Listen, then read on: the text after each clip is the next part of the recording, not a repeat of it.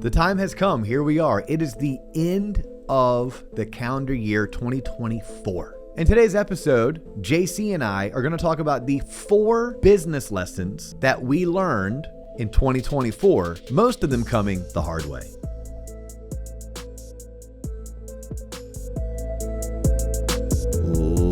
Ladies and gentlemen, boys and girls, children 18 plus. You are tuned in to the Loan Officer Podcast with me, Dustin Owen, and my main man, JC. John Coleman. Yo, what's poppin'? Hey, based on that hoodie you're wearing, it looks like you got in the G League, homie. No. Oh, Yeah. I mean, yeah. They're not. The Lakeland Magic? They're actually in Ocala now or some Osceola or some shit. Well, it's a big difference, Ocala or Osceola? Yeah, something. Okay, is it in and around Central Florida, or is it north of Central Florida heading towards Gainesville? Correct. Okay, do you take 417 south to get to those games? I've never been to I've only been to one Lakeland Magic game.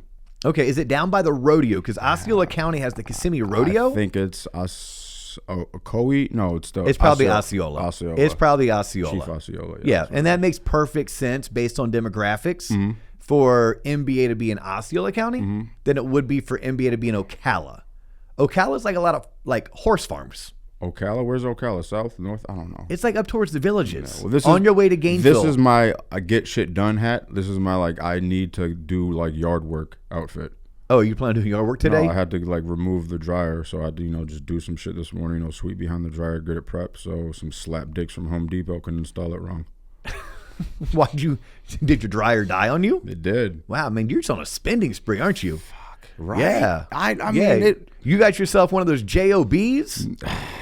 Because we know T-Lap don't pay. We know T-Lap don't pay. Keep it on the low. I don't think the people that know me, I don't think the people that pay me know what the fuck I do. Yeah. Well, hey, you know who should pay you? Who? Our listeners, our viewers. Can you stand up? Is that what you call Patreon? Yeah, Patreon. Patreon. Y'all, we've been doing this now going on 5 years. We have mortgage originators throughout the country. Yeah. Literally tell me, D.O., either I don't have a branch manager or my branch manager doesn't invest in me or my branch manager doesn't have time for me. I have learned everything about this business because of you and JC. Through your podcast, that's all I need. We have loan officers who literally said, I got into this industry because of this show. That's crazy. And we do it for free. Yeah. But free, unfortunately, it doesn't pay the bills. It doesn't help fix the dryer when it breaks. It doesn't. And so many other podcasts do this. Why should we not just tell the people, look, there's not a price. It truly is. Freaking Wikipedia works this way. I don't know Wikipedia how works any of this this way. works. All right, I told you. I'll look, man. Shout out to the guy who commented on that thing. Yeah, shout out to the guy YouTube. on YouTube. But I would like to just be compensated for the time and the energy that we pour into this. Is true. And we're not going to mandate people pay us. We're just going to if you like this episode, give I know. I've $1. I've been putting a lot of energy into those crystals I meditate with, hoping that the payout will come. But no, I don't think. I think we're going to have to take some intentionality. Which we're going to talk about that because we're going to talk about 4 business lessons that John and I learned this year. Only 4? The hard way. We got to pick our favorite 4. We can't. I guess we could. We could have a 3-hour show, but we try to keep these between 35 and 45 minutes. So we're going to get into that. But I have a really funny story I need to share with you. I know you told me. Okay, go ahead. Oh, I told you I need to share a funny story? No, you told me I have a funny story, but I didn't. When I probed you, you didn't want to tell me. Yep. So wifey and I just spent 48 hours in Morgantown, West Virginia. Why? Because my beloved, although they sucked this year, UCF Knights were taking on the Mountaineers of West Virginia. And this typically is like a top 25 college football experience. And it's an awesome fan base and it's in a college town. So anyhow, I am on the plane heading up to Morgantown. So I made it through security. Now we have clear. So went used the clear line, made it through security, onboarded, plane takes off. I do what I normally do when I'm on a plane, which is, what do you think? Pack a ball. That's what you do. What do you think I do? Eat mushrooms in the bathroom. That's also what you do. What else do you think I do? Sneak on shots that are illegal will get you as a federal offense. That is still what it's like to travel with John Coleman. But you traveled with me enough. No, I'm a nerd. I open my laptop and I pay my $8 for Wi-Fi and I work. So I get 2.5 hours of work completed using their Wi-Fi. So I go to get some work done. And this work, I had some personal work to do. I realized I don't have my license. And not only do I not have my license, I also don't have the key card to get into the office building. I also don't have my emergency debit card. All three are missing. Oh, and my health insurance card. That was all well and good. But then on the way home, guess what happened? I go through Clear. I'm like, oh, sweet. They scan your eyeballs. You're getting through. Oh, excuse me, sir. You were randomly selected to have a secondary identification. Can you please show me your ID? I'm like, nope. They're like, you can't? I'm like, nope. I lost it. Bro, I ended up, long story short, I got through security. But that was a long story. I got strip searched. I was put into a private room. They they went through all of my luggage. They were like using sensors all over my shoes. It kept on coming up as if they were finding a substance. They wouldn't have found my shit. They wouldn't find it. Where is it, Mr. Coleman? You ain't finding it today, officer. So yeah, but an interesting story. If you ever don't have your license, you need to get through TSA, there is still a way. No. But that way is pretty invasive. But they were all nice, and I was nice. I didn't blame them. I wasn't mad at them. It was your fault. Yeah, but there's people out there, there's Karens out there that would get pissed. Moral of the story is, buy yourself, you deserve it, buy yourself a nice, expensive Louis Vuitton real leather wallet that you won't throw around everywhere, and then that way you won't lose your shit, Justin. You sound like my wife, John. Don't act poor. You know how it rubs me the wrong way. I just don't need a new wallet. It's not about wants and needs. You don't need to be throwing your fucking $3 Manscaped clip wallet that you got as part of a bundle because you bought some liquor at Publix. You don't need. Anyway, I digress. All right, let's jump into today's topic because people are like, Jesus Christ, guys, get started. What did you learn about business? I didn't learn shit. Nothing at all. Okay, I'm going to give you some time to think then, unless you want to start. So let me give my most recent lesson learned. Because it's what I'm working on. Like today, I'm 2 years old when I'm working on this. Okay. Right, so I've been reading all year. My reading this year has sucked. Like I have to get better. I have to potentially jump back on the 75 hard lifestyle train because that's when I'm at my best. So I'm begrudgingly making it through 10X is easier than 2X. It's kind of like the hot book that so many others within our space are currently reading. So it was given to me as a gift and I've been reading it. Well, last night's episode when I couldn't sleep and I was laying in bed and couldn't turn my brain off and I'd crushed like 25, 30 pages. It spoke to me, and it spoke to me because it talked about the gap in the gain. And I have known this, but I wasn't able to label it. And I found in life, if I can label something, I can get comfortable with it. If I can label something, I can acknowledge it. If I can label it, then I'm more self-aware, which makes it more self-conscious, which makes it a lot easier to address whatever it is that we're talking about. So labels are huge to me. And for the first time, it was labeled that where I am my worst enemy is because I spend way too much time in the gap and not in the gain. And I'm going to explain this. This book is worth reading. I don't know yet if I'm like, oh my God, you got to read this book. But it's definitely worth reading. And I want to have the author on. He's an Orlando guy, so maybe we can reach out to him and get him on the show sometime in Q1. But nonetheless, the gap is where a lot of entrepreneurs live, and it is unhealthy, and it is addictive. And like anything that's addicting, it only gets worse. It tends not to get better unless you can label and correct it.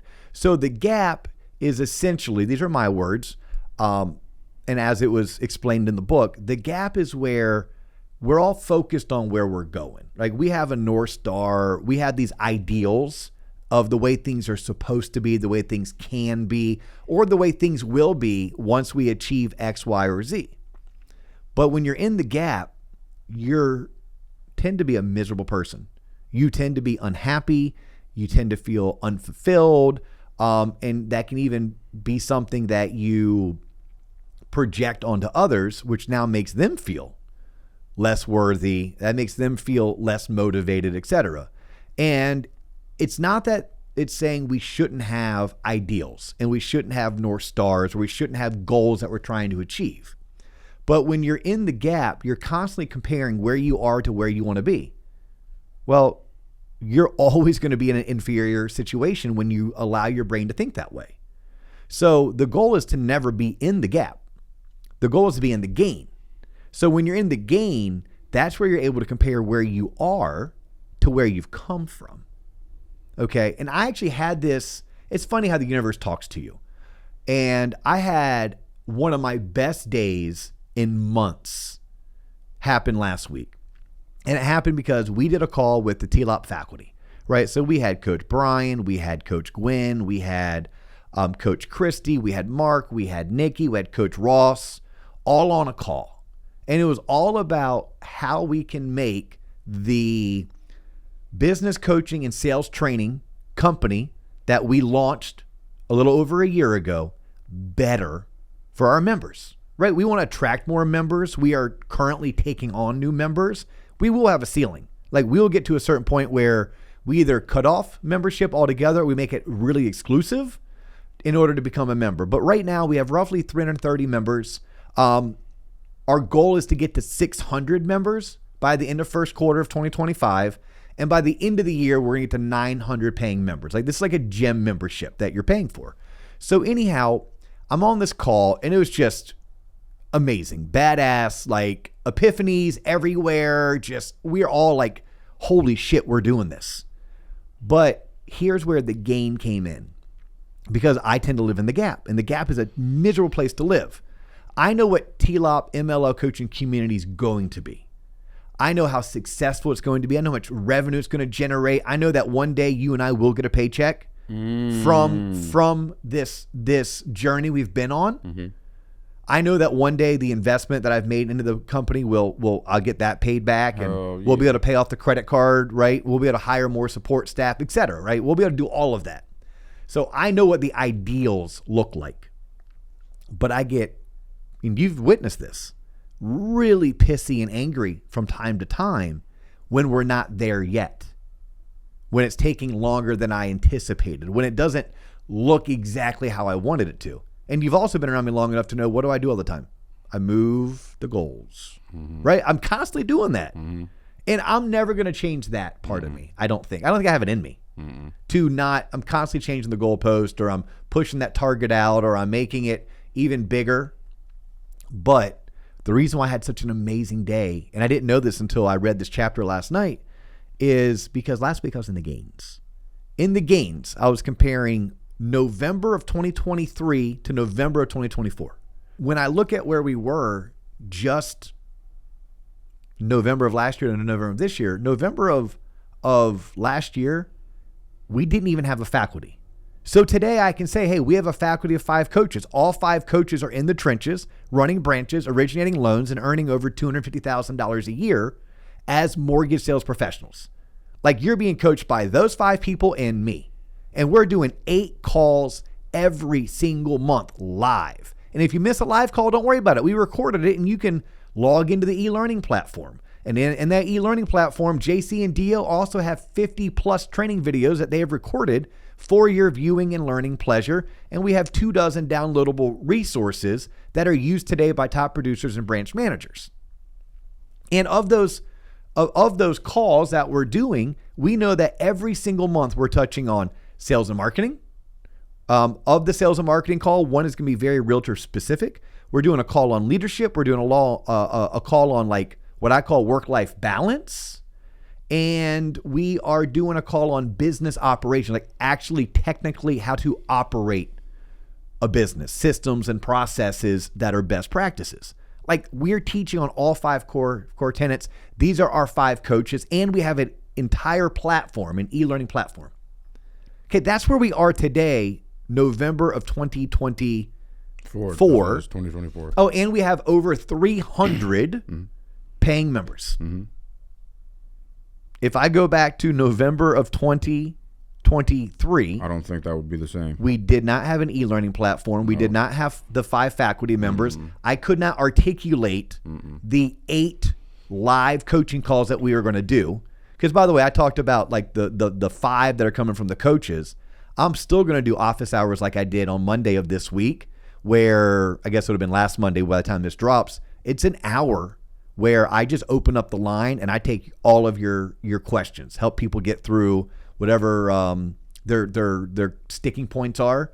Like I'm still going to do that every single month. I'm still going to teach one of my core courses, right? Things like the blueprint, things like how to successfully and tactfully leverage open houses to expand your referral network, things like how to dominate and uncrack the code to social selling and online networking. Like I'm still going to be teaching that every single month.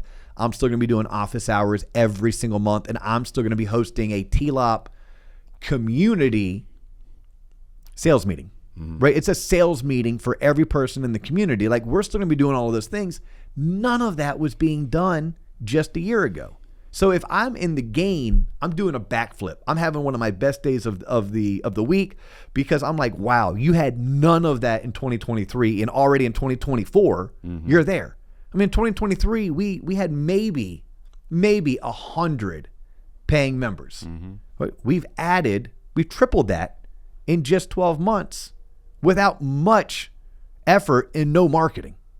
Like, wow. Yeah. But unfortunately, and you've been on calls when I've acted poorly. You don't say. I live in the gap, and I should live in the gain. So that right there is a lesson that I've learned this year, and this lesson was literally taught to me this week. Well said, Dustin. You know, anytime you're feeling bad, just go ahead and rewind this tape. But these two I learned this year. It's funny. You sometimes like hear things, but you don't listen. No, you don't hear it. Yeah, correct. Yeah, like, hey, I heard you, but are you listening? Like, no, my wife says it all the time. Yeah. So I heard it, but this time I was forced to listen because I was forced to live it. And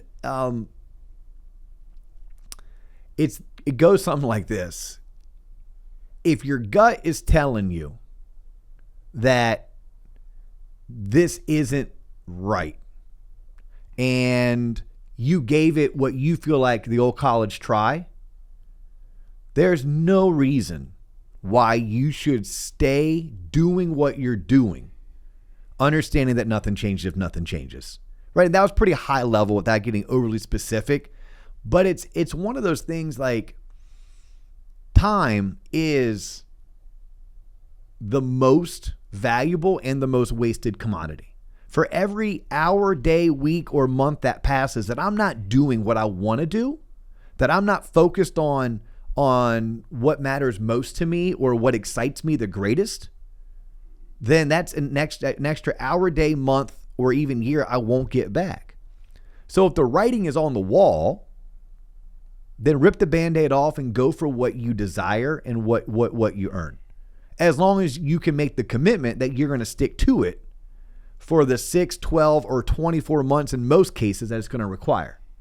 Right? It's sitting in a bad relationship, knowing it's a bad relationship, knowing you gave it your all, and staying there because it's safe, staying there because it's comfortable.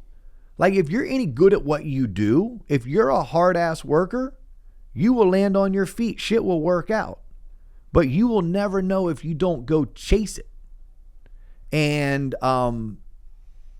that was something that was abundantly clear to me because I may have spent 4 or 5 years doing something because at the end of the day, I was good at it. At the end of the day, I liked and loved the people I was doing it with, but man, did it not excite me. So instead of addressing it, which I refuse to address it, instead of saying enough is enough, damn it, this is my life, this is my career, man, I sat back and did what was easy. I did what was amicable. But because I wasn't excited, I ultimately started to turn people away, started to distance myself, and I never made anything better. I just kind of made it worse. It's like, well, what if? What if I would have made a decision much earlier? What would things be like now? So I share that as it's a lesson learned this year. Something it's now that memory or that experience that I can now learn from. But I wasn't willing to listen to it 2 years ago, 4 years ago, 5 years ago. Today, I'm going to have a little bit more courage going forward to listen to that gut, listen to your experiences. Don't necessarily listen to your friends and family, right? Your friends and family don't necessarily know what's best for you. Your family doesn't love you. No, your family loves you, and they're going to want to protect you. Yeah, that's what I meant. Right? And so they don't want to see you hurt. They don't want to see you fail. So they're going to tell you to do what's easiest, what's amicable. But is that really what you want when your time comes, whether it's at 52, 72, or in my case, I hope 102? Word. I want to look back and say, I left it all on the field. And I'm going to trust that if I make a decision and that decision doesn't go as planned, that I'm still happy I made the decision because it allowed me to propel even further and allowed me to experience things that had I not made the decision, I would have never been able to experience. Right? So like that would be the business lesson learned is when you've put in your time and you have certain visions and you have certain desires from a career or business standpoint, and you're not moving in a direction to fulfill those desires or to accomplish that vision, you got to make a change. If your gut is telling you to make a change and trust in yourself, because more than likely that trust, you once had it. At one time you had trust in yourself that you made a big decision. I had trust in myself when I left a good company and a good job at 24 years old to go take a 100% commission sales job. I trusted in my ability. I trusted in that same ability when I left that industry of TV advertising to go into the mortgage industry. I trusted in myself when I didn't stay working for a bank and I went and worked for an unknown mortgage company out of Wisconsin and partnered with two dudes that I didn't really know very well. Like I trusted in myself. But for whatever reason, and if this happens to me, it probably happens to other people, the longer I stayed in, the more success I had. Instead of trusting more in my ability, I started trusting in it less because I became very comfortable and very protectionist. So the life lesson is, man, that same trust you had, living in the gain and not in the gap, living in the gain would be like, bro, look at everything you've done. Look at where you are today. You got this. That's what I tell myself. You got this. So that's 3, not including your bonus. We have one more that we promised the audience. Go ahead. I don't want to give these people any more of my soul. You sure? I'm positive. They don't deserve it as much as I've given thus far. So I've answered this. Like I've had the opportunity this year to speak over a dozen times. Let's go, Dustin. Like for various mortgage companies, whether it was a Bank of England, an Arch MI, whether it's the Mortgage Bankers of Florida, Mortgage Bankers of Arkansas, the New England Mortgage Bankers, or speaking out at Mastermind Summit, amongst others. I've had the opportunity to travel our country and to speak. And I love doing that, right? It's my way of performing. Like I get to perform. That's fun. I like that. It's my way of educating, of entertaining, and really of giving back. Like it truly is like I want to help shape the future of the mortgage industry. This is my way of doing so. If you guys are ever looking for a pretty decent, at least I don't suck type 1 hour keynote that really hones in on business coaching and sales training for the mortgage origination community, hey, hit me up. All that said, when I've been traveling, these are the 2 most common questions I've been receiving. And I've learned that these are things that I've really embraced this year. So I have embraced the who and not the how, right? It's not how can I get somewhere. It's like, who do I need in my life that if I put them in that role, they're going to make sure we get there. So many business operators, whether you're a loan officer and you're trying to generate more leads so you can close more loans, whether you're a branch manager and you're trying to take your branch production from 90 million to 180 million, or you're in a totally different industry outside of mortgage, most times the answer is we need a who and not a how. And that correlates with, I also have to think bigger. I don't think big enough. Period. End of story. And maybe that has a lot to do with my upbringing, right? Like I talk about this, like part of my signature story is I have 2 amazing parents, grew up in a lower middle class, awesome neighborhood with phenomenal, neighborhood friends. We did things like play tackle football in the street. We would have BB gun wars. I mean, real safe things that I don't think they allowed the kids to do today, but we would do those things. But it was fairly humble, filled with love, filled with discipline and structure and all the things that you would want to give a young animal, human, child that you are raising. Well, I say animals because animals need the same exact thing that kids need, because kids are animals, but you need discipline, you need structure, you need love, security, support, all of that. So I was given that, but like, it wasn't like I was exposed to these big thinkers. In 2024, I was exposed to more big thinkers. And every time I get exposed to them, I'm like, damn, why not me? Damn, why not us? So my business lesson learned that it really resonated in 2024. I'm going to do a combo. And these are the two of the more basic questions we get when we travel, and I tend to answer a lot of, is what recommendation would you have for somebody just getting started? That's usually it. What recommendation would you have? My recommendation, I don't care if you're just getting started or you were today years old when you decided that you desire more and you can do more, is I'm going to tell you to think bigger. However big you're thinking, think bigger. And then I'm going to tell you to always look for a who and not a how. When I look at our journey with T-Lop Entertainment LLC, you, me, Mark, Nikki, right, and the rest of the crew that has come in from time to time to help out or that's currently with us, putting in work. I have learned that in hindsight, had we gone out and found a who, I think we'd be further along.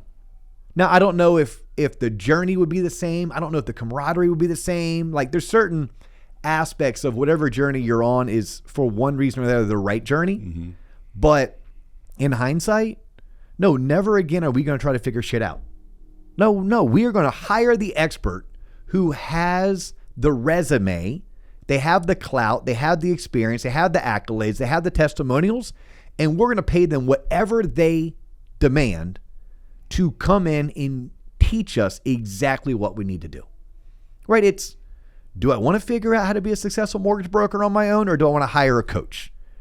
Do I want to continue to be stuck in this rut, or do I want to join the T-Lop MLO business coaching and sales training community? It's like, we need to do that. And that's our who, and then our who is going to propel us way further along. And here's what's crazy about it all. And this is where I'm going to find the bow to wrap it all up, is that when I look at the dollars that we have spent,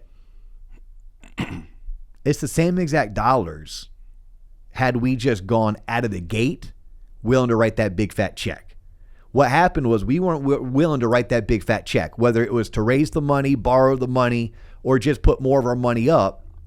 But we still spent $250,000 to get to where we are today, right? This is true story. John and I have never taken a paycheck from T-Lop. The closest we came is, I think we took $500 out of the account each when we went to Vegas. Yeah, and that we used for a tax form that I didn't know comes along with owning a business, so I said never again. Yeah, well, no, not never again, John. No, I expect 100-page tax forms, and we will hire a who to do that. Yeah. Okay, because that means we're getting paid. Okay. Yeah, we want those tax forms. It means we're getting paid.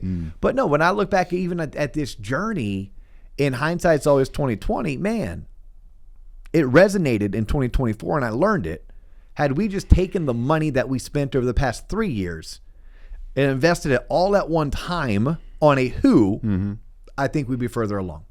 I just do. Again, doesn't mean that I would like where we were. It doesn't mean that we wouldn't have things that we weren't trying to fix, make better, improve upon. But I think, when it comes to certain aspects, we would have been. So my third, our combined fourth business lesson learned, to summarize it, is to think bigger and always be looking for your who. Who is going to teach me? Who is going to introduce me? Who may actually do the work for me? But think bigger, look for your who. That's it, John. I heard do more drugs, and if you can't find someone to get you the drugs, find your who. Okay, that works too. You know what we didn't do of all the things that we talked about and rambled on? No, let me guess. Business coaching. I think you did touch on it, Dustin, but why had just go why Okay, had, hey y'all, listen why real had- quick before we conclude. Today's episode was brought to you by the TLOP MLO coaching community. If you are a loan officer and you are looking for business coaching and sales training because you have recognized you don't have the right who's in your life to teach you what to do to become successful and what to do to stay on top, then we invite you to check out what we're doing currently with loan originators just like you who have become members. In fact, I want to invite you to a free, that's right, I said free, business planning webinar. This is a workshop that I put on. It's going to be 90 minutes. It's no cost to you. And this is the same exact annual business planning that I do with my branch managers and my loan originators who work for me. It's the same exact one that I do for the paying members of our coaching community. I'm going to offer it in December for free to anyone and everyone who tunes into the show, who gets our newsletter, or follows us on social. There you go. That is December 12th. Go to our website, tloponline.com, for more details. Other than that, he's John Coleman. I'm Dustin O, and you've just tuned in to the Loan Officer Podcast. If you're tuning in for the first time, make sure you like, share, comment in the YouTube section. Make sure you subscribe to their YouTube channel. You sign up for our newsletter, tloponline.com, but make sure you check back every Monday and Friday when we drop a new episode. That is all the time we have for you today. We do look forward to catching you on the next episode.